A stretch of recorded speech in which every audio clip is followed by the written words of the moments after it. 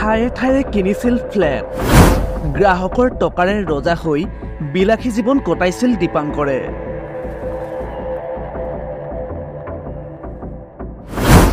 প্ৰেয়সীক লগত লৈ গৈছিল গোৱা কিন্তু প্ৰেমিক দীপাংকৰ বৰ্তমান পলাতক প্ৰেয়সী পৰিল আৰক্ষীৰ জালত দীপাংকৰ বৰ্মনৰ প্ৰেয়সী মনালিসা দাসক গ্ৰেপ্তাৰ কৰিলে আৰক্ষীয়ে দীপাংকৰ কত নোহোৱা হৈ গ'ল হাজাৰ হাজাৰ গ্ৰাহকৰ কোটি কোটি টকা খাই কত লুকাই আছে দীপাংকৰ প্ৰেয়সীৰে হৈছে নেকি যোগাযোগ দেৱীৰ ষ্টকৰ কাণ্ড ওলাই পৰিব শীঘ্ৰে বিপদত গ্ৰাহক বিপদত প্ৰেয়সীও